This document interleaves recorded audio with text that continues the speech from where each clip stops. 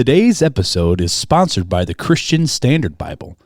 The goal of the CSB is to be faithful to the original languages without sacrificing clarity, all the while maintaining both accuracy and readability. With beautiful designs and multiple study Bible options, everyone, from adults to teens to children, can find a CSB Bible that they enjoy. Learn more at csbible.com.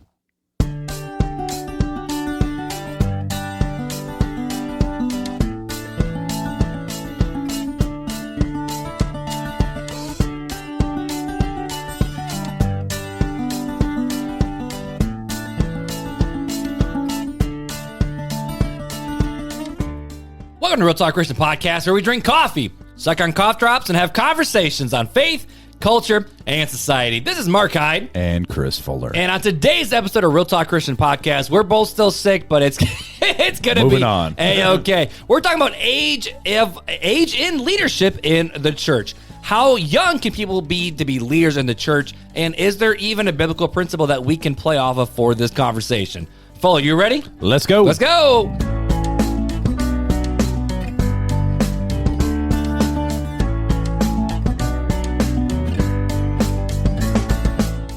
Sorry, I'm just munching on a cough drop over here. That's all right. I'm like half falling asleep. It's only 8:30. I'm so tired. Well, okay, so you being a steel worker, how long have you been working at the steel mill? 5.5 years now. Okay, and you've always worked swing shift, right? I've always worked swing shift. It's just less swingy now. Like the past 2.5 years, it's been less swingy. Because of COVID?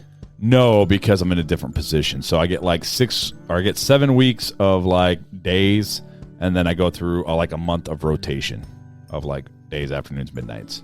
So I start midnights tomorrow night for my 5-day midnight run. So I worked Monday through Friday days this week. Tomorrow I start midnights for another 5 days. So I work 10 straight days. So today, though, what time did you get off work? 2 o'clock, something like that. So I got home around like what, like 2:30, well, 3 o'clock? I stopped, got my hair cut. So it was like probably 3:30-ish. Gotcha, okay. So, but tomorrow you're waking up and going back in at what time? Tomorrow I lay down for a nap and I get up and I have to be there at 5 p.m. And then what time do you get home when you work midnights? I probably am home around 6 a.m. See, that sounds exhausting. It is. Okay, so then how long does that stretch work? For 5 days. And then after that, what happens? And then I get a couple days off, and then I go to 5 afternoons. And then I get a couple days off, and then I go to 7 straight days. And then I get a day off and go 3 more midnights. And then I get a day off and go back to my 7 weeks of days. How do you even have a rhythm of life with that? You don't. You print off the schedule a year out, so I have my schedule for the year. Oh, for real? And then you plan around it. Well, that's at least cool. At least it's not like a last second, hey, I need you to work midnights. Oh, that happens. That call-offs happen. I mean, that's just part of the gig. Yeah, so, I mean, every once in a while, you got to double up, you got to cover. Somebody goes out sick, you got to cover. I mean, happens. So, needless to say, you got us at our best. We are ready to rock and roll. I have cough drops surrounding me. Your sore throat. You're sleepy. I'm sleepy. I'm nauseous. I had a coughing fit upstairs right before we came down. Yeah, my stomach hurts, and it's like, all right, let's power through. So I will say, whatever Janelle made, like Janelle made some, what was that, sourdough bread with like? It was like a sourdough coffee cake crumble. But okay, have you ever had the cinnamon crunch bagel from? Is it Panera? No. Yeah, the Panera, the cinnamon crunch bagel from Panera. No, there's also one at Martin's. No. The cake that Janelle just made was like that on steroids. Because there was like a 2-inch layer of cinnamon toast crunch style coffee cake crumble. Yes, it was delicious. And it was glorious. She could have just made that and I'd have been okay. But I do have to say, you asked me like, Mark, do you want a small piece or a large piece? And you cut me out a piece and like, here's your small piece. And I went, that's a small piece? Well, yeah, that was like a half a piece of what Janelle ate. So I figured, okay, well, that's... Well, now you're going to get me in trouble for calling my piece little. So I was like, well, that's a small piece. If Janelle cut this much and I cut half of that, that's a small piece, and I took the other half. That is true. So that way, when we go back up after this episode, we can have a little bit more. You can. My stomach's killing me. So I am rip-roaring, ready to go. All right, so let's dive into some questions here. Let's dive in. That's another word that we should put into the We're bingo. diving in. We're going deep. We should do bingo. We should do RTC bingo where Mark or Fuller sings. Bingo. Fuller says the time. Fuller says land the plane. Mark says at the end of the day. Mark sounds like he cusses, but says different words instead. Mark can't say. I said Lark. Mark can't say six. And I can't say ask very well if it's fast. Sometimes I say friggin' or frickin' really fast and it doesn't sound like that. Fricken. Nah, bro, 2 Ks. whatever you want. No, I'm spelling it correctly. I'm pulling out my butt. But so over in our Facebook community, our online Facebook community, which right now, day of recording, it's end of June. 230 something? 233 members. Right. Dude, to be honest, when we first started this, I literally made the joke with you. If we'll be lucky to have 10 people show up to this thing. And you surprised us. Dude, this is so much fun to actually get to know who our listeners are. Right. That's really cool. But, last episode, we took the question from, let's load in, from Johnny about the best waffle or pancake topping. Yes. But what's the next one? we have a lot of ones that we could do rapid fire Let's without go. spending a lot of time on it. So does that sound good? Let's do that instead of the would you rather or party cues. Let's Okay, go. that sounds good. Okay, so, which I've always wondered this. So is it Sari? It's Sari Franklin.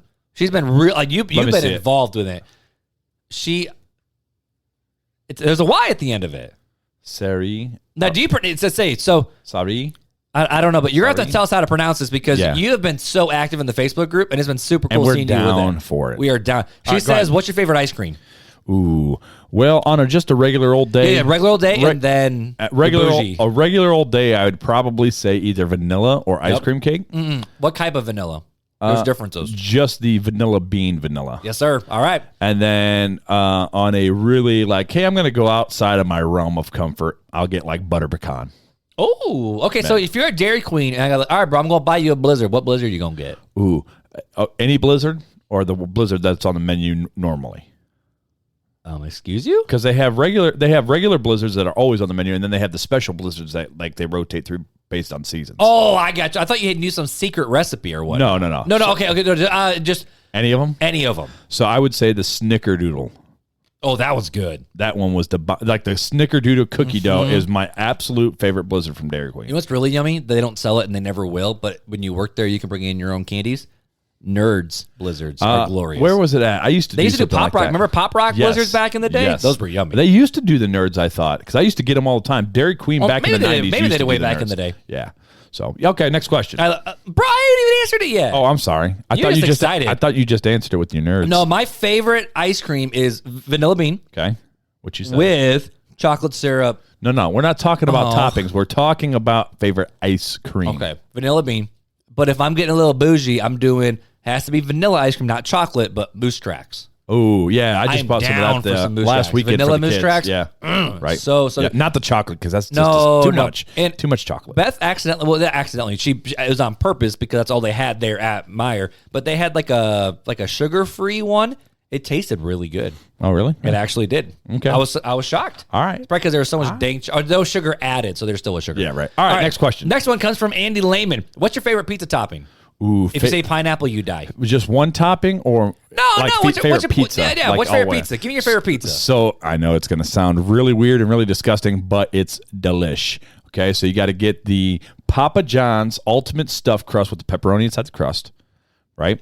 And then you do grilled chicken, jalapeno peppers, and pineapple, and then you drizzle a little bit of the garlic sauce and a little bit of ranch on top. Oh, That sounds glorious. it is wonderful. So you get a little sweet, little hot, little That salty. sounds amazing. And creaminess. And it's just fat kid likey. Yeah. That sounds amazing. So that's my go-to. That's amazing. That's glorious. Okay, so my favorite. So lately we've been rocking Domino's because that's probably the Sure. closest to our house, Sure. and it's they got coupons or whatnot. I know one guy. So a couple people are going to hate me for saying that, but I enjoy me some Domino's. But I am a big fan of all the meats and all the veggies besides olives. I don't want olives or mushrooms. see, if I you're- want everything else. Yeah, see, if I'm going to get everything, I'm going to get everything. No, I Except want for anchovies. everything. No No anchovies, anchovies. but no onion. Oh no, I love onions. Olives. The probably the go-to that we do a lot though, because of my mom, was onion, sausage, and pepper. That's a big popular one. Yeah, with the see, I'm not a Heights. big sausage fan on pizza. For whatever reason, I'm just not a big fan. You know what has a? Actually, there's nothing to do with sausage, but probably one of the best pizzas I've ever had. Surprisingly, is the chicken bacon ranch from Bruno's. Have you ever tried it from Bruno's. Sailor's Pizzeria? I tried Niles? Sailor's. Their chicken bacon ranch. Oh, I know what you're talking about. It's right there by the Wonderland Theater, right? No. This one is down off of East Chicago or West Chicago Road. Is there a Sailor's closer to us? There's one on 933. Okay, that's what I'm thinking of. Yeah, up in Roseland. Well, no, it's down in downtown South Bend. There's one near where I used to live over on Whitcomb. Oh, right there by the U-Haul store. Yes. Gotcha. No, I've never had them. So Never had them. Their chicken bacon ranch is That's the only chicken bacon ranch place I got mine from Domino's, and it ain't bad. Yeah. It ain't bad. Nice. All right, next one. Do you prefer, this is from Lydia Henry, which, fun fact, former student of mine. Nice. Do you prefer savory or sweet foods?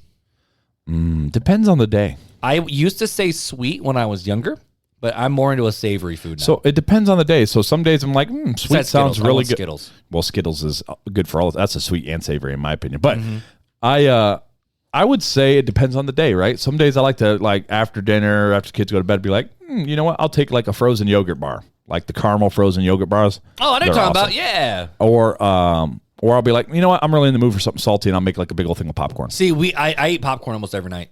So I used to, but I started. Or chips and salsa. I love chips and salsa. We do a lot of chips and salsa in our house. But I would say definitely probably savory over sweet. All right. She also asked, if you could own one exotic pet, what would it be?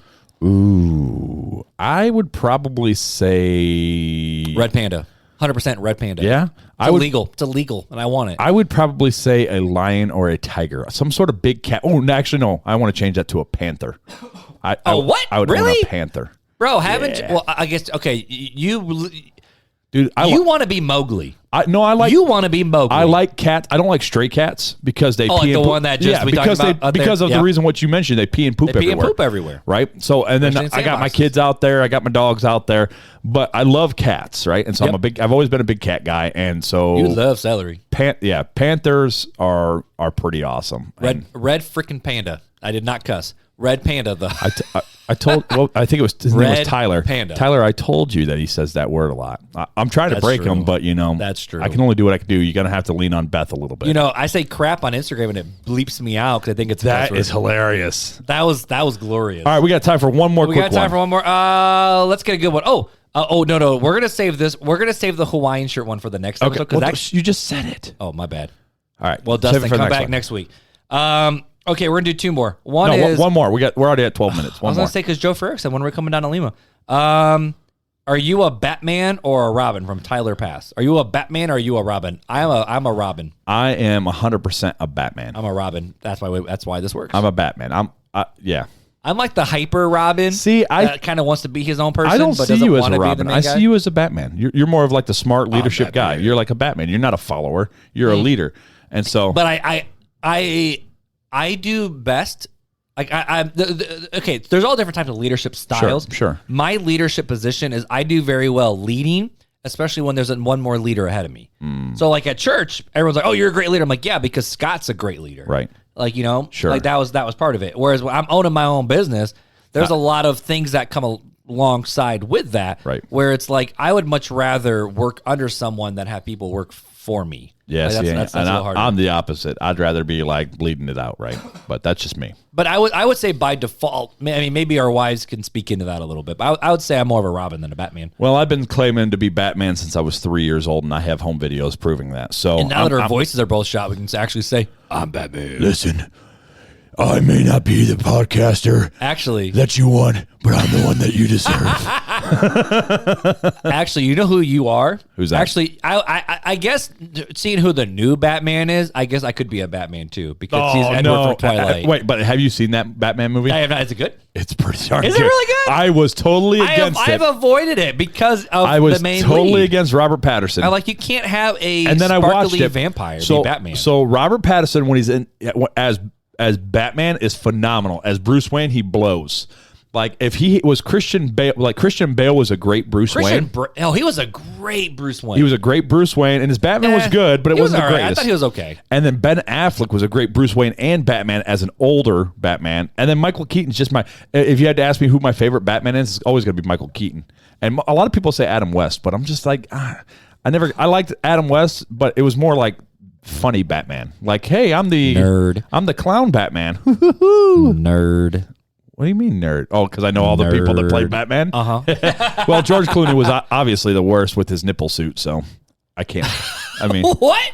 People that know and have seen I think it was YK. If Batman you know, Forever. Batman Forever, I believe. And it had Arnold Schwarzenegger as Mr. Freeze.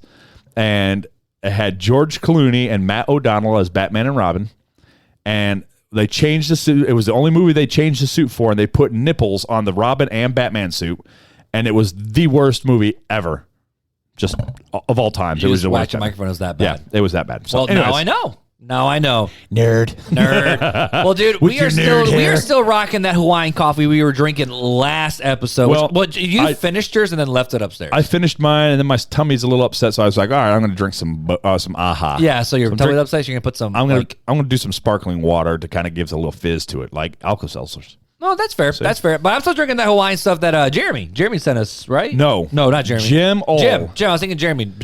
Jim Ole, the Kona coffee, This stuff the is Kona so Peabody. good. This stuff is so good. It is. Good. I am beyond thankful that we And got some. you of got a this. whole bag to yourself, my friend. Yes, sir. Well, not to myself. Beth will pound it with me. Well, yeah, but So it's not I mean, really to the for Hide House. myself. To the Hide House. To the Hide House. Batman, to the Hide House. Well, before we jump into this conversation, we got one more review for us to read. And I'm going to make you read this one because I'm about to do a lot of talking, I think.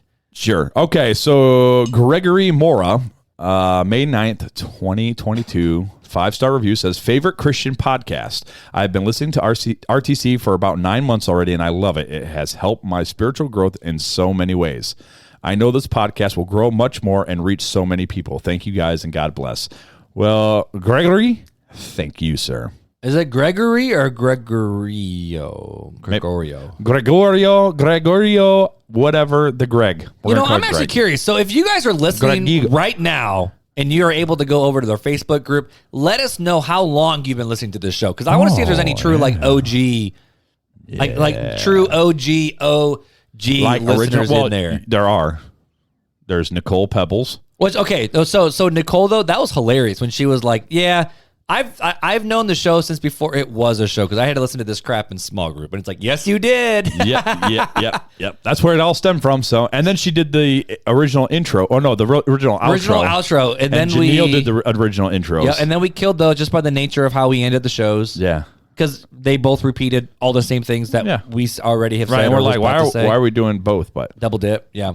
Every once in a while, I go back to the throwbacks. I'm like, oh yeah, it's nice. It's real nice. But yeah, I'm curious. So side note, if you do leave us a review and we read it on air, let us know so we can get a mini swag bag out to you. And what's in the mini swag bag? So the mini swag bag consists of a drawstring, a Josh Turner CD, a drawstring backpack it's blue with the RTC logo on it.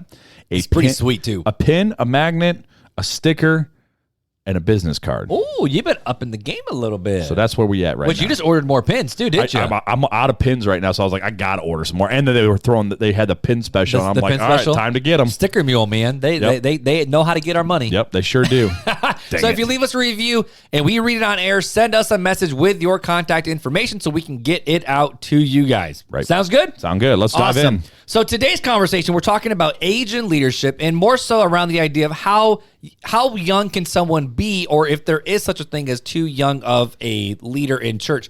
And this was actually a conversation that we have had on our list since before the show began. Yes. Because there was one time where this was one of our conversations This we was actually a had in Starbucks. This was a Starbucks conversation. Right. And we kind of ended up on a little bit slightly different. So, slightly and that's why I wanted to bring it back, because I was reading through our list, because the other day I'm like, you know what? We have this list of questions that you guys have asked us, questions that we've had since the beginning. And we've been trying to get through it, right? We were off track of it for a while, and I think we've both gone back to it now. Even next week's episode's coming off that list. Yep. So, but also we want to make sure we get modern questions, not modern, but more recent questions from people that are listening and engaging with the show.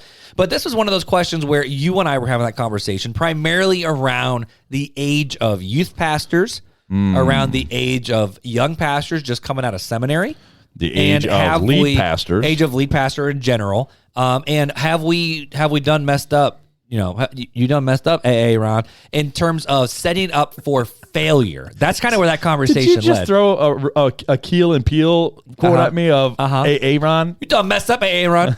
Timothy, where you at? Present. That was my favorite because it's Timothy. I'm like, hey, that's me. AA Ron. AA Ron. You mean Aaron? Yo, Jake Quellen. Jake Quellen, where you at? Jake Quellen. Sorry. Anyway, sidetracked. That's such a great skit where they do say words that I don't say on the podcast. Yes. But anyway, there's a lot of this conversation around the fact of, do we set up church potential future leaders or leaders in general for failure because of how young that they actually are? Like, I know that we had this conversation primarily around youth group, and this was kind of a bigger conversation that you and I were having around the fact of, should churches even have student ministry or youth group, or what's the purpose of a student ministry? Right. And if we put in a 22-year-old hotshot into the student ministry, is that just going to cause, especially like, if we throw a single 21, 22 one in there with a bunch of 18, 19-year-old seniors, like, is that going to cause issues with things? Is it going to cause issues with, just even how to run a ministry? Because there's so many times where the youth pastor is generally right out of Bible college and they're thrown into that position because, he can relate better to the youth.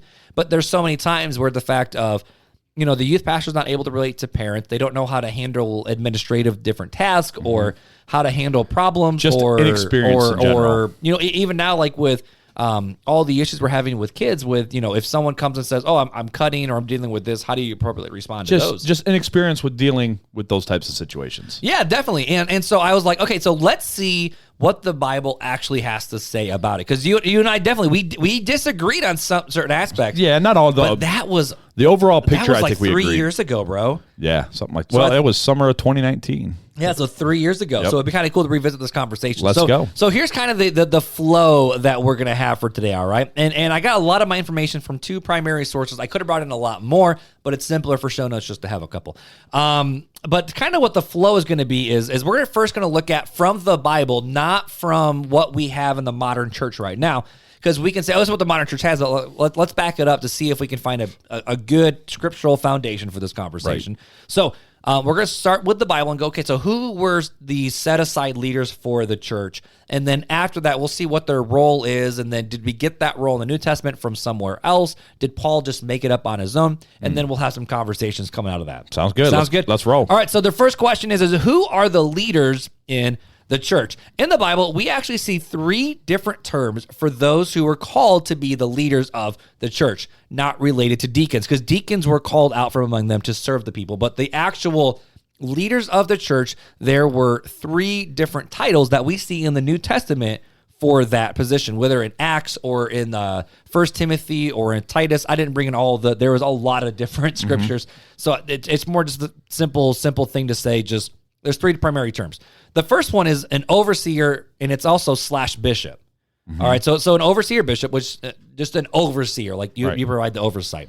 The second one is elder, and the third one is pastor. So whenever you see the leaders of the church in the New Testament, they all come back to pretty much like the same Greek word. Sure. It's just we translate it differently based on the role that we see in the bigger narrative of that part of the scripture.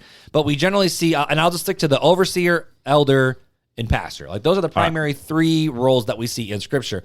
And this is a fun fact for you. Out of all the times we see this specific Greek word or similar Greek word for what the leader of the church is, the word pastor is only translated as pastor 3 times in the New Testament. And one of those is actually a verb in Acts 20:28. And the fact of not just it's who you are, but it's what they're actually doing. Yeah. You are called to pastor. What does it mean to pastor? Sure. So right off the bat, when we see, okay, so who are the leaders in the church? It was overseer, elder, pastor. Sure. And I have a cough. Hold on. Got to beat myself. And there's a lot of conversation and argument around the terms of should we use the term pastor? Can elder and pastor be separated? Because there's some churches that will have, even in the complementarian view versus egalitarian. Egalitarian is men and women could be pastor, elder, leader, overseers in a church. Sure. Complementarian is the fact of no, only men can be elders, but women can hold the title of pastor because it's more of what you do more than the title that's actually given you. I don't want to get into the weeds of that too much because that's not what this conversation's about. That's a different conversation. Sure. This is just simply more the fact of this is who the set-aside leaders are for the church. And the primary term that we see is actually elder. So the term elder is the one that's actually seen the most in the New Testament. So then the question would then be is, okay, so what is the role of an elder, right? Or what is the role of an overseer, bishop, pastor? I got this quote from an article on desiringgod.com of just, I simply searched what's the role of an elder, and this is what it brought up. So it says, according to the New Testament, this is a direct quote. According to the New Testament, elders are responsible for the primary leadership and oversight, there's the overseer, of a church. The function and role of an elder is well summarized by Alexander Strauch in his book, Biblical Eldership. Elders lead the church, 1 Timothy 5:7, Titus 1:7, 1 Peter 5. So elders lead the church. They teach and preach the word. They protect the church from false teachers. They exhort and admonish the saints in sound doctrine, and they visit the sick and pray and judge doctrinal issues. Now, in that quote, the one that we're reading, there's a ton of different scripture references there, but I don't want to break up the flow of thought. So again, elders lead the church. They teach and preach the word. They protect the church from false teachers. They exhort and admonish the saints in sound doctrine. They visit the sick and pray, and they judge doctrinal issues or doctrinal issues. In biblical terminology, elders shepherd, they oversee, they lead, and they care for the local church. So the people that were set apart by, the Apostle Paul, he even set up some elders in churches like Titus and Timothy. Sometimes they kind of just rose among the ranks, but the simple role of an elder is to literally just shepherd, protect, guide, and teach the church. Now, would you agree with that definition right off the bat, or is there anything you think you would want to add or step into that? In 1 Timothy 5:17, okay, the definition, the way they translate that Greek word is elder, but it could also be translated as old man, which shows some seniority. And we're going to get to that. We're going to get to that. So we're going to get to that. That's the only thing I would add to that is that there is that aspect of the definition in the translation, right? Yep. That's what it also could be translated as. And so let's lean into that scripturally. So where did the term elder come from? This is continuing on in that exact same article because he goes, okay, so this is what the elders, okay, so where do we even get this term from? This is from a different elder, from a different article from, again, Desiring God, though. And it says, odd as it may sound today, quote unquote, elders was not a foreign term in ancient Israel and beyond. At least since the days of Moses and even before the Exodus from Egypt, Israel had recognized elders. And we also see that because when Moses went to the Israelites and said, hey, this is what we're going to do, who did he go speak to? Right. He spoke to the elders of Israel. Who they put in place as judges over Israel because he couldn't do it himself. Correct. As it went on, because that's his father-in-law who gave him that sound piece of advice. Interesting enough, we also see that Egypt also have elders coming out of the Joseph story, the Joseph narrative. So did Midian and Moab, Gibeon, Gebel, and but the other surrounding nations. So even in Old Testament time, there has always been elders in the community. Like that's just who was the main people in the community. Right. In Hebrew, the word elder, which is zachwen, I can't even do the phlegm, but zachwen? Yeah. That sounds more like Italian or French. Oh, zachwan. Zachen. You made me cough. Zachan. So in Hebrew, though, the word elder comes from the word beard, which I thought was fascinating. So the term elder, if you look at the way it's actually the same word, basically, is the term elder comes from the word beard. Mm-hmm. Elders, as one might expect, were not young men, but those old enough in general to have a full beard. Sorry, bro, you're never going to be an elder. No, I do, though. I just shave. You got patchiness. No, I don't. I got a full beard. Don't worry. I'm going to tell the same thing to Sochai, too. I don't want that's. I knew you were going to say that, actually. But I just don't want to look like Keith Green right now with my afro and my beard. Or I don't want to actually look like Bob Ross. I'm going to mention it to Scott, too. I feel like, hey, you got a beard, you can't be an elder. You got to grow a beard, man. I'm sorry. Says so in the Bible. So it continues on, though. It says, having a full beard is not the same as having a gray beard. Right. In the sense, elder was an approximate term in Israel, not strictly linked to a particular age, though a case may be made for 30 as the minimum in Israel. Cornelius Van Dam says... my apologies. We're getting bleeped for that one.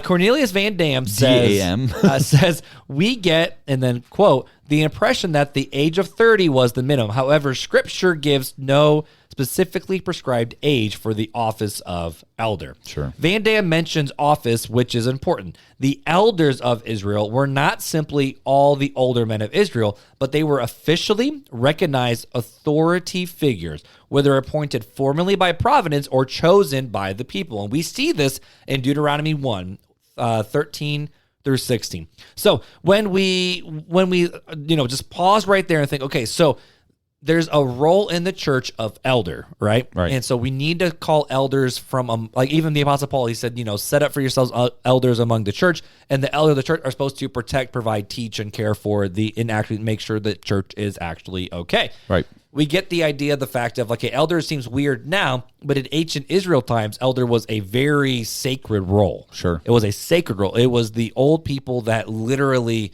they've been around a long time. They know what's up, and they care for the people. It was actually an authoritative term, and that's specifically where that term comes out.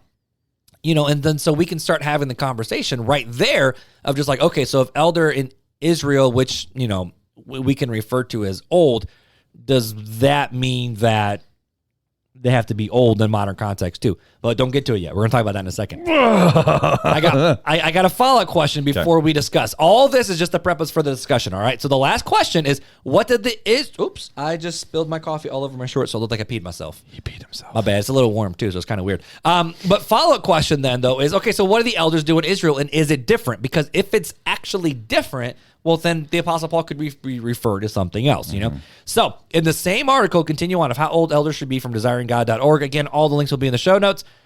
It says this. Jim Hamilton adds that the elders of Israel were responsible for the, quote, the regulation of society at large, judging cases, and enforcing the law. They exercised their leadership in office, in particular, through providing wisdom and counsel and rendering judgments on disputes. So literally the elders of Israel were kind of the, for lack of a better word, like the dad. Sure.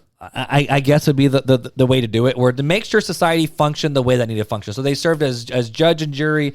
They served as the wisdom and the counsel and the advisors, which we see in the New Testament later where Paul says, right, the older should teach the younger, and then the younger should teach the even more younger, which we see that all the time. In today's culture, we wouldn't call that being an elder. We would call that being a mentor and having mentors. Sure. And they talk about that in business all the time, where it's like, if you want to take that next step in business, find someone who's already done what you have done, has proven it, and then learn from them. So I have people that I listen to on podcasts or courses that I have bought, right, where they have walked the journey that I am currently walking as a freelance web designer, to know, okay, if they can do it, I can just follow them along too, and they can show me the ropes and maybe save me some heartache and some struggles along the way. Sure. In order to actually turn this into a viable business. So in the same way that they would think of a elder, we think of a mentor, except for the fact of the mentor is also kind of more of an apprentice master role, where you have to learn from the master too. So it's not just simply a mentor, you can take their advice or leave it. Right. It's literally, no, as the apprentice, you gotta fall in line. Right. Keep going, because I'm trying to. Yeah. No, you're good. I'm looking at some things. So here's the question then. So when we bring it all together then, how should we view the role of the elder in today's church? And do we set up our elders incorrectly here in the church? And do we not use our elders the way that they should? The way that we should in the church? And discuss. Wow. That's a lot to unpack. It is. It really is.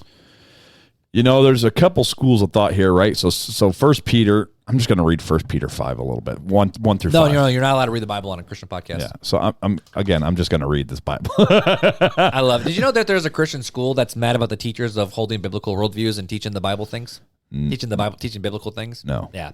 That was a fascinating read. Okay. Recently. So I just want to read 1 Peter 1 through 5. Okay. So this is obviously Peter giving his thoughts on elders, right? About the elders. I exhort the elders among you as a fellow elder and witness to the suffering of Christ, as well as one who shares in the glory about to be revealed. Shepherd God's flock among you, not overseeing out of compulsion, but willingly, as God would have you, not out of greed or for money, but eagerly, not lording it over those who entrusted to you, but being examples to the flock. And when the chief shepherd appears, you will receive the unfaded crown of glory. In the same way, you who are younger, be subject to the elders. All of you clothe yourself with humility towards one another, because God resists the proud, but gives grace to the humble. So I want to unpack that. Yeah, break it down, homie. Break it down a little bit. Also, side note, I just opened up the peach aha. This is really yummy. I told you it was. This is really yummy. So Go for it. There's a couple things, right? And being an elder, and I know we got a lot. We're just dealing with elder, pastoral. We're putting that all into one kind of category. I know you had broken it out into three, but we've really been hitting. Oh no! I mean, it's all the same thing. Okay. Yeah. All right. So as an elder, we see a couple things that Peter is telling them about elders. Right? You got to shepherd God's flock. not overseeing out of compulsion but willingly, not having a greed for money, or not out of greed for money but eagerly, not lording it over those entrusted to you, so not being haughty or prideful about your position. Okay. Being examples to the flock. It's a big one. And then it talks about when the chief shepherds, or when the chief shepherd appears. This is where we get the term under shepherd from, right? They're the under shepherd of Christ. They're under shepherds. Yep. You will receive unfaded crown of glory. In the same way, you who are younger, be subject to the elders, right? And we just you defined all that for us. A couple things I want to hit on though is, one, you could be an old man and be new in the faith and can't be leading by example. Right, because it even says that if you're new in the faith, like you can't be you shouldn't be an elder. Right, you shouldn't be in leadership. Right. So, again, like you said, it's about age, but it's not about age, right? So there is age, right? Because with age comes wisdom and experience. But it's not just about age, because if it was just about age, then if you got saved at 50, you would be like, oh, I can be an elder in the church now. And it's like, well right. But think about that. Like the Israelites elders, like if you grew up an Israelite, you studied the Torah, you knew the law, you knew the ways of Israel. Well, of course, if you're just an older Israelite, you know the way. But, they still had to use discretion on which, But translating it into this time, right? There's some regulations associated with it, right? No, I agree with you're kidding. If you're getting into pastoral or eldership or whatever for the money, it says no. Peter says, no, you're doing it for the wrong reason. If you're doing it so you can have a position and a title to say, hey, look at me, I got this title and position. No, you shouldn't be there. Which I'll be honest with that was something I struggled with, because I wanted the title. It's easy, especially with Americans. I would so highly struggle with that, right? Because pride, I have an issue with pride, and pride wells up in me. So I can't empathize with you, but I sympathize in that aspect because I was never in that role. But I sympathize with it. But you know it. It's kind of the same as having just the title before or number letters after your name. Right. Yeah. Exactly. So I get it. It's look at me and what I've achieved. And I will say, when I stepped out of the pastoral role, it took me a long time to disconnect that with my complete identity. But right. Well, and so the other thing is the being examples to the flock, right? Being examples. What does that mean? What example do the elders need to set? Well, if we go, I got to pull it up here. See, this is what happens when I don't come in all ready to rock and roll. What passage are you looking up? Timothy? Titus 2, I think, is what you're looking for? I think so, of what it is. See, if my father-in-law were here, he pretty much has Titus memorized, so he'd be like, oh, this is what it says. Hi, Dad, I know you listen. Might be Titus 1:9. Hi, Dad, I know you listen. Because Titus 1:9 talks about exhorting and admonishing the saints in sound doctrine. That's coming from Titus 1:9. You know what? Titus 1:7. I was going to do this in the CSB, but I'm actually going to just pull up in my Bible Hub because it'll be quicker, and I can actually find what I want. But anyway, so being an example is a huge thing, right? You can't just be anybody, and in order to be an example, you have to be someone worth following, right? So 1:6, an elder must be blameless, the husband of one wife, having children who are believers, and who are not open to accusations of indiscretion or insubordination. As God's steward, right, because you're nobody, you're just a steward, an overseer must be above reproach, not self-absorbed, not quick-tempered, not given to drunkenness, not violent, not greedy for money. It's pretty funny that Paul and Peter are on the same page with some of this stuff. Yep. Instead, he must be hospitable, a lover of good, self-controlled, upright, holy, and disciplined. He must hold firmly to the faithful words as it was taught, so that he can encourage others by sound teaching and refute those who contradict, which is one of the points that you made in here. And then that goes on to, Titus continues on to talk about false teachers and how to handle them, teaching sound doctrine. God's grace brings salvation.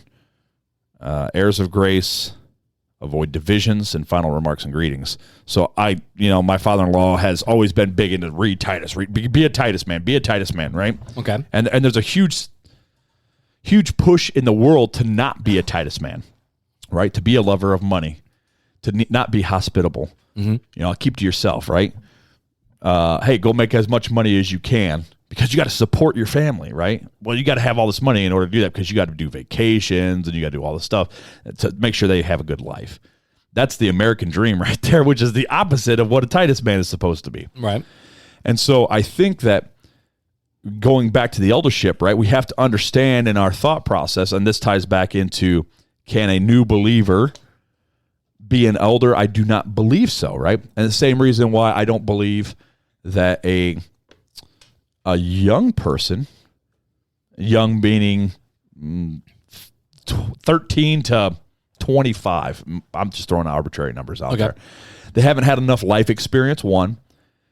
And even if they've grown up in church, utilizing the faith and making the faith their own probably has just begun starting, right?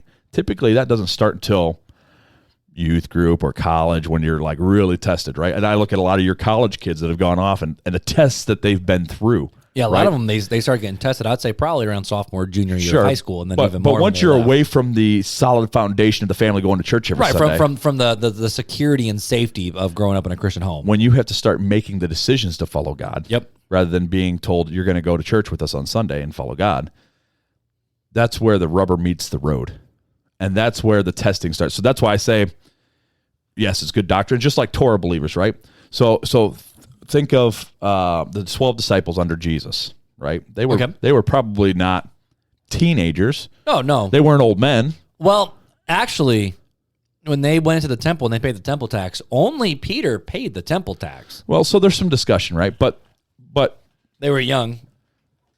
Did he pay the temple tax because he was the leader of the group, right? The overseer of the disciples, and he was given that role of, hey, you're going to handle this by Jesus. I mean, that's something you can debate, right? But anyways, but even after they grew up in Torah school, right? Every Jewish boy was made to go through Torah school, and the bright future Torah readers and the best and the brightest moved on to be a rabbi or they were selected by a rabbi to be a disciple, to continue to be the teaching, right? And Christ took these guys, these Torah guys, right, that had grown up, what we would call growing up in church, literally, and said, hey, now you can be my disciple and let me teach you. And Christ took 3 years to teach him as a perfect God. So and one of them still killed him. So I mean, there's something to be said about, yes, you're out on your own, right? You're making decisions, but you still need to be trained, right? There's still some training that happens. And that's part of that maturity of coming up to Christ. Now, again, going back to leadership, I think that discipleship from the elder to, like, we've talked about it, right? When I said, like, in Southside, I was like, man, it'd be really nice to have like junior elders, right? So you got the elders, and if you had like junior elders that didn't necessarily sit in on all the meetings, but started learning from the elders, right? Training up that next generation. I think that would be awesome. Well, now we don't have that, and I don't know of any There's church. A fly crawling around. So, but Rodney's church does that because Tim was like a deacon in training, I think, for a little bit, right? Tim Parsons. The fabulous Tim Parsons, the wonderful Tim Parsons, whatever you want to. I think he was a deacon, but he was kind of like an elder in training where he was being discipled. Which I don't know if Rodney was his one-on-one discipler. Sure, but it's more of, we're going to teach you, and you're going to come along the ropes and learn what does it mean to care for the church. We see that from Timothy. We see that from Titus. We see these guys before they were sent out, they did training. Right, they were trained, and then Paul still gave them, "Hey, here's the last bit of instruction. Right, I'm going to send you up, but here's your last final marching orders right here," and still send them out with instruction. My father taught me something. He said, "You have to decide in life whether your ultimate goal is to be successful or significant, and what makes you significant in terms of the gospel is very different from what society sees as successful, because significance for a nation or individual all goes back." In as much as you did for the least of these. On In Good Faith, we hear stories from believers told in their own words. Find it wherever you get your podcasts or on the BYU Radio app.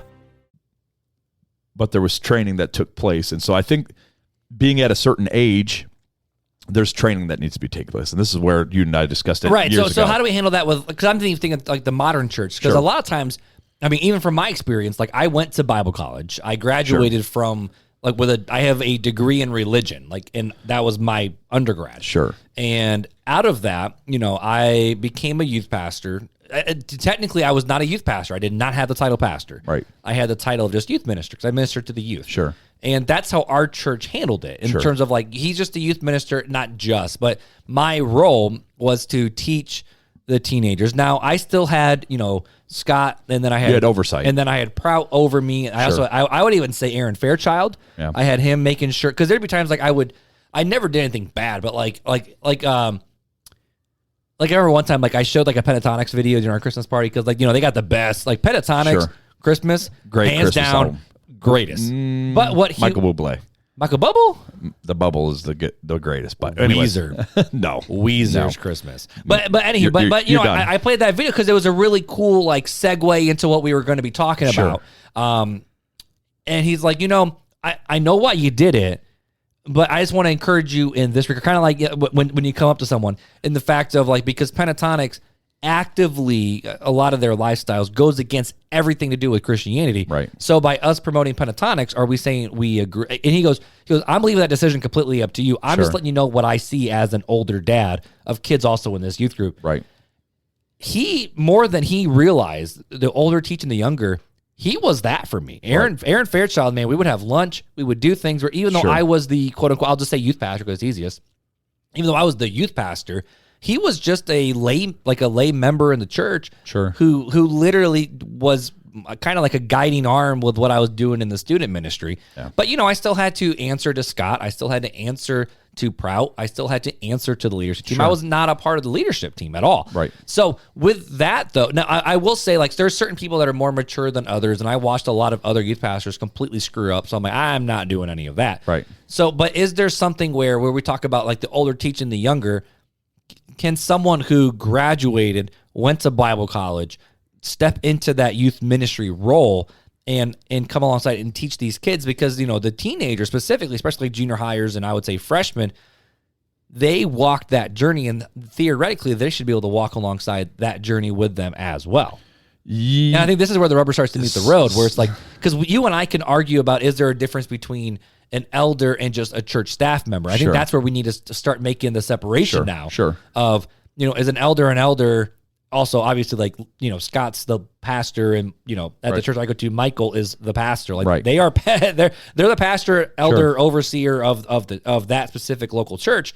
However, there's also other church staff members. So in today's church culture, how do we make that separation, and should we make that separation? And I think this is where this is where our differences start to show up a little bit. Sure.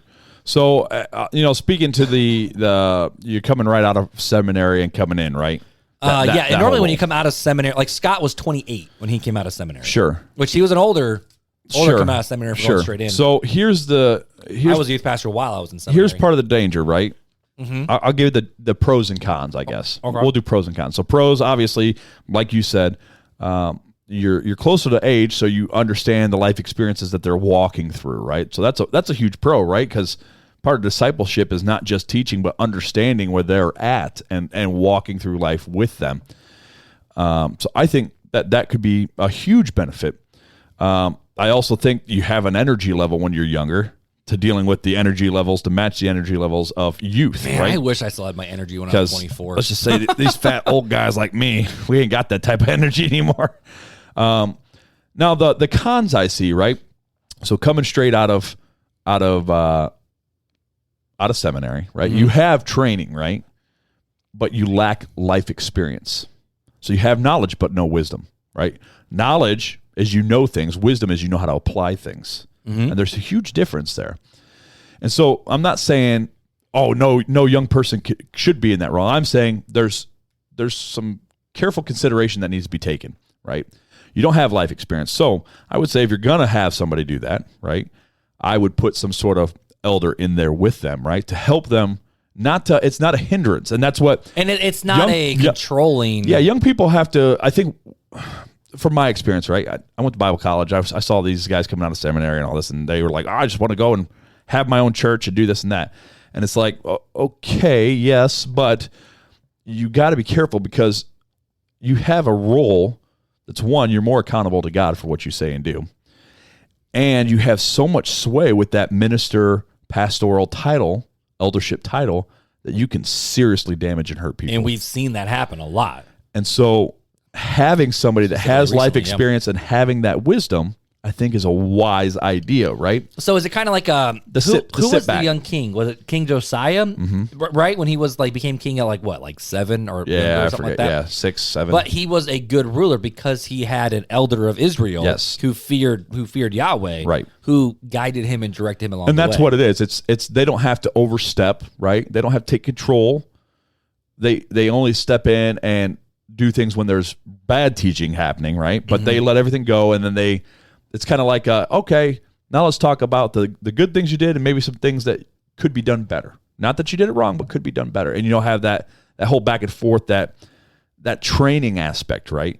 Yeah, you got the knowledge, but you don't have the experience. It's like I could read a book as a 15-year-old on how to drive a car, but I don't know how to drive a car because I have no experience, right? And that's why we have to drive a car and have so many hours before we can get a license, because you have to have some experience. And even with that little bit of experience, you get in an emergency situation, sometimes you don't know how to react because you've never experienced that before, right? And so that's where it's nice to have somebody to fall back on. And I'll say that's been really nice with my personal experience, because when I went to Northland, the MO of that school literally is you're not preparing for ministry, you're in ministry, so get off your butt and go serve. Right. So I served under a pastor of a church of 40 people, backwoods, Escanaba. No one will know this man's name when he dies. Right.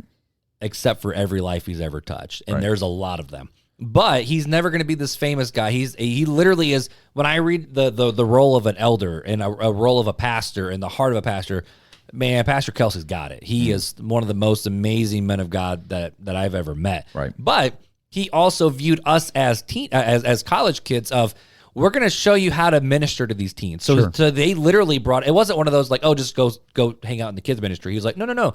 Let's teach you how to do it. We're going to give you guys some teaching opportunities and some prayer. They call them like prayer captains. It's like driver's ed. Exactly. That's what it felt like. And then I was blessed, though, with having a year-long internship my last year of college. So my last year of college, I was, my senior year, I was doing, senior year classes, but I also interned at a church. But I was the children's intern. However, I actually had someone that I answered to every single day. Sure. And Cindy was a director of women's and children's ministry. And so it wasn't like I was out there flying solo. Sure. I had, from the outside appearance, it looked like I ran the show. But at the end of the day, I only ran the show through Cindy's power and through Cindy's authority. And we would touch base, and she would help me find leaders, and she would be like, all right, so here's some things that I noticed about your teaching. Let's try to change this a little bit so it's more applicable for these kids rather than like a 6th grader. Let's focus on the 2nd grader here. Sure. And so I was guided a lot, and I also served in the student ministry. So I saw how that youth pastor did things as well. So by the time I stepped in at Southside, I felt like I went through boot camp. Right. But Scott also brought me under his wing. I didn't have free So reign to do everything. even in boot camp, though, you don't send a brand new platoon out to fight a battle that they're not prepared for, unless they're cannon fodder and just expendable, right? Right. It's bad. It's a bad decision. Unless you have to, like Mulan. They'll make a man out of you. So the way I want to revisit the whole Torah school thing, right? Okay. So Torah school is really more like a seminary class. It's a early childhood on seminary, because they're learning the ins and outs, and they memorized the Torah. Yep. Memorized the Torah and knew all the ins and outs. Wild. And you don't memorize even the New Testament fully in seminary school, right? Nope. Depends what seminary you go to, but no, not really. But I'm talking about verse for verse, line for line, word for word. You don't memorize. I don't know of any seminary that makes you memorize it to that extent. Now, I'm not saying it's a bad thing, right? But so if you compare it that way, right? So you got to figure Titus, maybe even Timothy, maybe went through Torah school, and yet they were still in training under Paul, under Jesus. There was still Paul being, he's got a master's degree, being a Pharisee or a Sadducee, whichever he was, and yet he still had to be taught by, well, some say Jesus, some say Peter, some say, this on, and we're not going to argue that, but there was still training that took place. And that was after a seminary school, right? After they knew the scripture, now they learned how to, because they didn't have the New Testament, they had some letters, but now they learned how to apply the scripture, right? There's that wisdom aspect. And that's where it is. Like, a new pastor straight out of seminary does not know how to, they know mentally how to pastor, but they don't know emotionally how to pastor. And there's a huge difference. And I agree with that. And that's one thing I was thankful for with how I did my seminary was I was part-time, full-time student and part-time, youth pastor. Sure. And I've always told people I feel like I learned more about how to be a pastor literally following Scott. Right. Because I was Scott's little disciple. I followed him around to meetings. I followed him around to conversations rather than just sit in a classroom and then step out of the classroom and straight teach. But, specifically talking about the elder here, I guess this is kind of where the conversation lies is the fact of, A, do we have our eldership lined up incorrectly at church? Is that the reason why so many churches are having the issues that they are having? And then B, though, how do we handle 1 Timothy 4:12, which is the big passage of, obviously, Timothy was being despised, being an elder, and being young. So it says, let no one, everyone knows this verse of, don't let anyone despise your youth, but set an example for the believers in speech, conduct, love, faith, and purity. Sure. So how do we handle those issues? Well, I go back to, we don't know the age of Timothy, right? It just says youth. Who was he ministering to? And he was an under-shepherd of the under-shepherd for quite some time before Paul had to write this to Timothy, right? Timothy was already established. He was already overseeing. This wasn't like, hey, Timothy, I know you're sitting right here. Let me write this letter to you. He sent the letter out, which means that Timothy was elsewhere. Right, and he was already being despised. Right, so he was young. The training had already taken place. Now he's in a position, right? He's in some sort of eldership position, which is why Paul says, don't let them despise your youth. Now, what is youth, right? They were considered a man at 13, but then we read scriptures, the word. But that was Jew, not Greek necessarily. Yeah, well, so, right. But we're dealing with Jewish culture at this time of Timothy. That's a Jewish culture thing. Why not? Because Timothy's Greek. He's half Greek, half Jew. That's true. And Paul wasn't circumcised, though. And Paul was Jewish. Mm-hmm. And so you might be dealing with the Greeks, but what is considered youth, right? Who knows? Maybe the Greeks he was witnessing, maybe they thought youth was anybody under 50. Yeah. I mean, but either way, he was considered young. So, but there was training that took place, and I think that's where that ultimately lies, is there was experience gained outside of seminary, where a pastor took him under the wing and showed him the ropes, right? Probably gave him some experience along the way. And there's a lot to say about that, right? It's not somebody just fresh out. To me, it's dangerous to say, hey, you're fresh out of ceremony, now go, you're a lead pastor at this church. Because you're ill-equipped. And it's not your fault, you're just ill-equipped. You have the knowledge, but not the wisdom. So there's something to say about age, right? I don't know what it's like to have grandkids, but I know what it's like to have kids. So I could speak to people with kids, but I can't speak to people with grandkids. I don't have that experience, right? There's some experience that comes with age. Life experience along with, okay, I see this life experience now. Now I know how to apply the scripture to this life experience. Whereas before, I don't understand the life experience, so I don't know how to apply that scripture other than here it is. This is what it is. And I think that's where, modern day now, we get a lot of people going, oh, these pastors are these churches, these Christians are loony bins because you've got young pastors going straight out of seminary looking at, I know the word, but they don't know the word. You know what I mean? They have the knowledge, but they don't have the wisdom. And so they're misapplying scripture. Like, you're going to hell, LBGTQ, burn to burn. The signs, these people out west that are doing these protests with their burning signs and of gay people and all this stuff. Like, that's misapplication of scripture, right? Because we're called to love, and that does not show love. Speak truth, but show love. And so I think that's where modern days, where we see a lot of that, right? It's just a lot of inexperience. So with the modern church right now, is there something that, because right now, I'm Southside is the best reference that you and I have. Sure. Right? And we do have elders of our church. Sure. And there was a long time, and Scott was actually the one that put into place, because he was the solo pastor and he was it. Right. Homeboy was the buck stopped with him, solo pastor, no one else. And he goes, this isn't scriptural. We need elders to take care of the church. And it was dangerous for him too. Exactly. And that's why he did it. Right. And so he started teaching the church, and we're like, okay, we need to call elders. So the church called 3 elders. And, obviously since COVID, there's been some stuff. Sure. But those 3 elders, when I was there as a as on staff as the pastor, those elders a lot of times did look out for me. Right.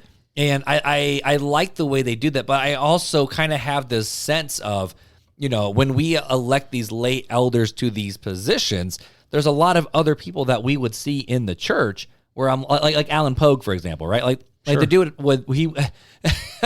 he would fill the pulpit all the time, and the last time he filled the pulpit, he ended up he passed out and had to go to the hospital during after first service, and he didn't make it a second service. And honestly, he didn't live much longer after that. Right. But I look at him and I'm like, well, why weren't you an elder? And you look at all these other people in the church that were in their 80s, and it's like they lived a long life, and I didn't even know some of their stories until I started sitting down with them at lunch and asking, what's your story? And what were you involved with? And there's so many people that are in the church right now where they get to a certain age, and it's like, an older age, not like 50 or 40 or whatever. And I look at those older people and I'm like, shouldn't you guys be pouring into the younger folks somehow, some way? Are they equipped? But then the question is how do we appoint those elders into the church? This is where we lack discipleship. This is where we've taken Sunday service and we leave it there. And that's where I was starting to go with the fact of a lot of times with churches. And this is, I don't know how much of the Rise and Fall of Mars Hill podcast that you've listened to. Have you listened to the most recent one, the most recent bonus episode? They just dropped like a week ago or two. No, I didn't know they dropped. Yeah, they didn't tell anybody unless you subscribed. I looked at my phone and went, yeah, I didn't turn on the bell notification, but I'll listen to it. So listen to this one, because what this guy was saying, basically he's the lead singer, and he started the band King's Kaleidoscope, right? Which I didn't realize was a Mars Hill worship band. Oh, really? And so he explained how the worship band process happens and what Mars Hill was all about. And he said, now thankfully he didn't screw up, but he said normally what Mars Hill did is they took whoever was the youngest, prettiest, and most charismatic person and slapped them on stage. Yeah. And they weren't looking for consistency. They weren't looking for wisdom. They weren't looking for insight. They were looking literally for young, pretty, and hip. Right. Is really what it came down to. Well, they're trying to draw people in. Exactly. And so there's so many times with churches where we want to hire professionals to do the work of the ministry. Right. Where it's like we have the pastor, and his job is to read, study, and pray, and then teach it. Then you pay the musician, the really, really good musicians, to make sure that they are the professionals. They're the only ones allowed on stage to do this. Which, granted, you got to be able to play your instrument. Sure. You can't have someone who doesn't know how to play piano or does not play it well actually sit down and play. Right. Like you have to have a certain level of talent and ability and skill to go along with it. But there's so many times where we as congregants look at our pastors and go, your job is to serve us. Mm-hmm. And a lot of times pastors take that leadership role and say, this is my ship. These are my monkeys. This is my circus, and I'm gonna do whatever I want it to do. Right. That's when you see the issues like Mars Hill and Mark Driscoll, and sadly all these other churches that they started. These pastors started rising, and they viewed themselves as a CEO, and it was all about numbers and growth and strategic marketing efforts and this, that, and the other, and your power just grew and grew and grew until literally you tumbled. And that's why when you look at that 1 Peter 5 verse, I'm really glad you brought it up, because at the end, talking about pastors, it says, all of you clothe yourself with humility towards one another, because God resists the proud and gives grace to the humble. Right. And there's so many times where that pastoral seat in today's modern American church culture turns into a very, you can get very power hungry with it, because you run the ship. You're the pastor. You're the leader. You're the head honcho and the boss and this, that, and the other. Right. However, the pastor's supposed to be the first servant. Right. Like he's literally the first servant. He's supposed to serve the sheep. He's supposed to take care of the sheep. Now, obviously, the elder's role, I feel like we should have plurality of elders to make sure the church is doing what it's supposed to do. Sure. But so many times people want to have that pastor position because of title, authority, power, position, rather than what does it mean to actually serve. Yeah. So I guess, we're at the time that we're at. You like that? Yeah. I didn't call it time. You didn't call the time. I'm looking at it right now. But so I'm gonna kind of give my final thought to kind of land the plane, and I'm gonna give a thought, and then I'm gonna incorporate your last question that you have on here and my final thoughts on that, and then I'm gonna let you take the rest. All right. So we have, as a church, failed the church in discipleship, because the elders should have been having disciples and sent those disciples out to teach others and teach others, and it goes down. That's the old men teaching the young, the old women teaching the young. And we do not have that church, worldwide. We do not have that like we should, which is why we have a Sunday service, and like you said, we want the paid professionals to go up and do all the work, and we just sit back and take a tape.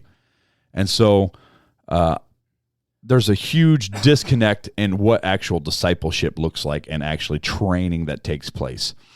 Now, to kind of tie that in with your last question, is there a difference between elders and other church staff? Yes, I believe that there is, right?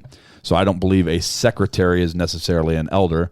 They may not be called to that elder, and they may just be in a role of, secretary, treasurer. Those don't always have to be a eldership role.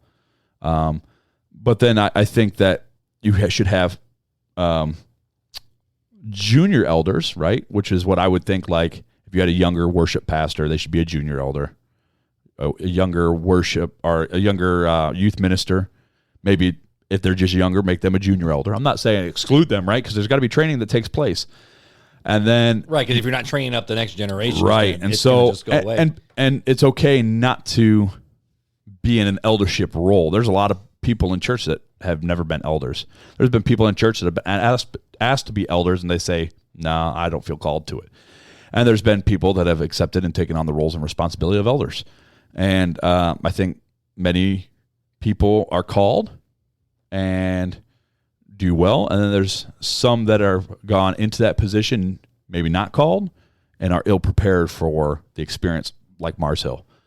They were kind of pushed into that position, right? Not willingly, like we saw in 1 Timothy, but they were kind of pushed into that position, and I think that that's where the danger lies. But yes, that's my final thoughts, man. Yeah, mine, the big one is the fact of we always need to be training up the next generation and giving them opportunities to grow. And there's so many times where this is where I think a lot of churches fail, specifically young leaders, is a lot of, at least out of our tradition, right? A lot of times when someone comes out of either Bible college or seminary, normally it's Bible college, they step into the youth pastor role because they view that as a stepping stone to becoming a senior pastor or a lead pastor or whatever. And not really called to it. Right, exactly. And there's been people that I have known, and I won't go much deeper than that, where it's like, I look at them like, yeah, you're not a good youth pastor, and we all know you don't want to be a youth pastor. This is what you feel like you have to do your time to get to the spot you want. Right.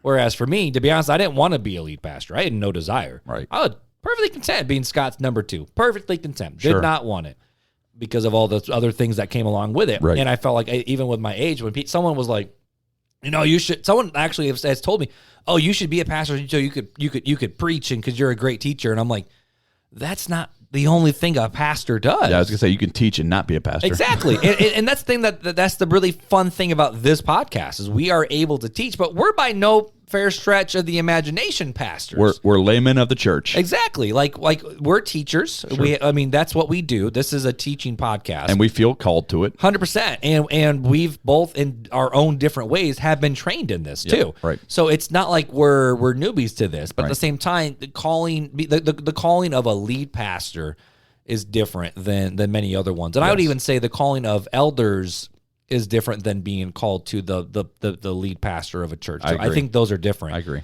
But when it comes to bringing up the next generation, I actually think it's really good to give young kids their shots, but in doses. So like no oversight?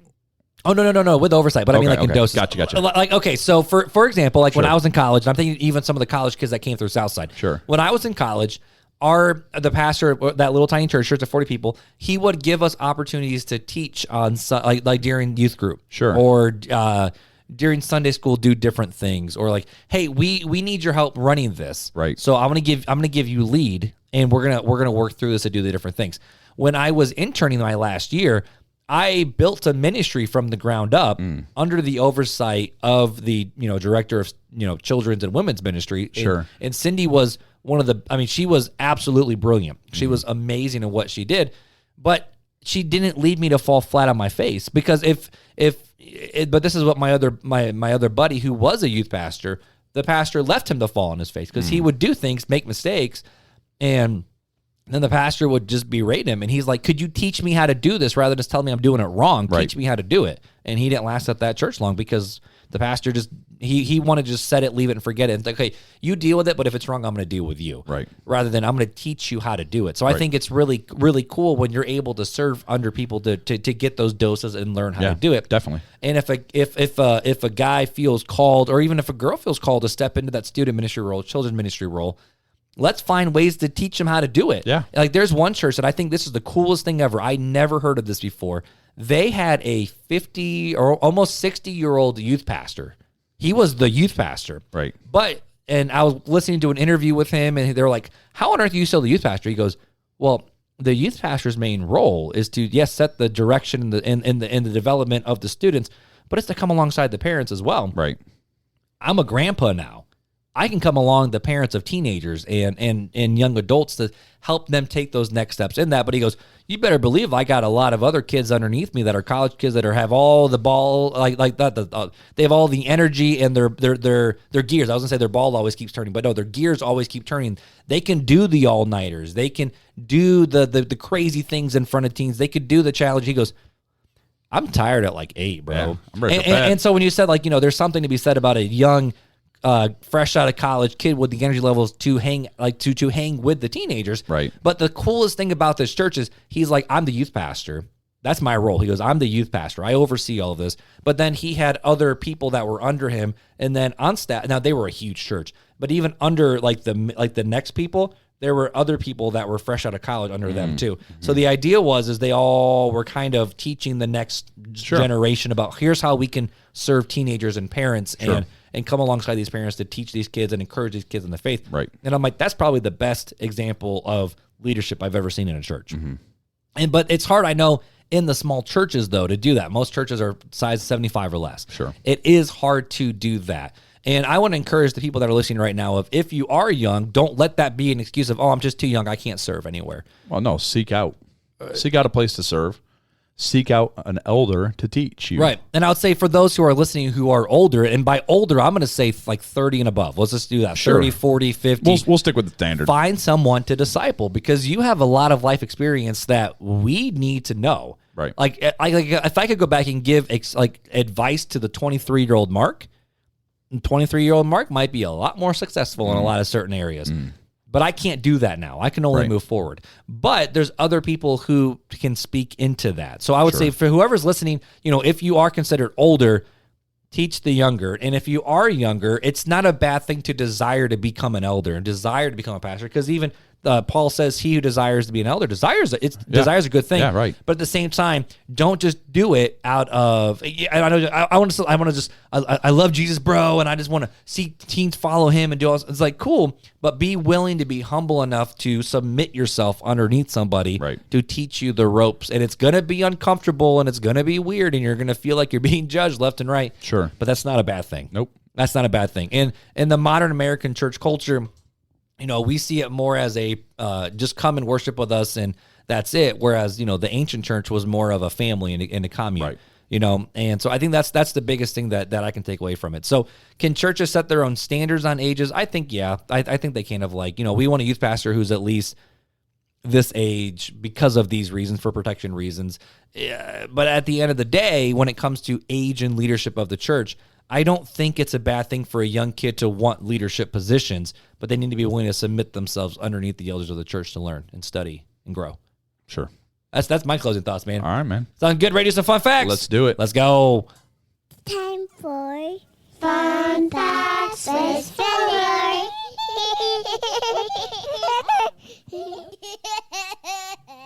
All right, my dude. That was a long conversation. So let's let these people go on their merry way with a fun fact. What's the fun fact you got for the peoples? The fun fact of the day is, did you know the Eiffel Tower can grow more than 6 inches during the summer?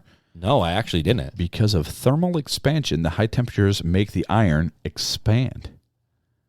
Fun fact. Really? So it could grow 6 inches. So if you were made of metal, maybe you'd grow a little bit more. I saw on I just caught that. On Facebook today, I saw that there is a container where you can put a tub of Ben and Jerry's, like the single sun, in this container, put it in the freezer, and no one can open it because of like the base is aluminum and the top is a different type of metal. And so one it of shrinks. them, and Shrinks so at a rapid rate. one shrinks but faster than the other one. So it actually they have like put underwater for it to like expand and grow. So that makes sense. I deal with it all the time at work. Thermal expansion. So this fun fact, it hits really close home. It does for Fuller because you are the steel man. I deal with it all the time. That's actually a really cool fun fact. Thanks for that fun fact, my always, dude. my friend. Oh, goodness. Well, guys, just like always, we are so thankful that you decided to come out and hang out here with us over at RTC Land. If you would do us a huge favor, though, if you listen over on Apple Podcasts, it would be awesome if you let us a review and a rating. And if you are on Spotify, leave us a rating over there. And I want to challenge all of our listeners with this real quick, all right? I am sure there is someone in your immediate circle, friends, family, someone that needs to be a part of the RTC community. So either invite them on Facebook, share an episode to your story, or hey, just send your friend or your family one of our episodes from RTC because we would love to get this in the hands of more people. And if you want to know where you can go to send more episodes to these people, go to realtalkchristianpodcast.com, go hit the little 3 bars and go down to the listen, and you can view every episode we've ever done. All the episodes. You know, part of my to-do list is to help set up a categorization system for that. Yeah. I just haven't had the bandwidth to do it. Sure. I love it. But hey, you know, you can also hang out with us over on YouTube. Hit the subscribe, hit the bell so you'll always be notified when we do all of the things. And we're on every social media channel. Email realtalkchristianpodcast@gmail.com. Phone number is 574-400-5352. I love it, man. Dude, my voice feels shot right now. I don't know how yours feels. I'm whooped. Oh, goodness. Well, if we're whooped, then we should just let the amazing, beautiful, wonderful people go. How about that? Sounds good to me. I love it, guys. Well, hey, until next time, then. Take it easy.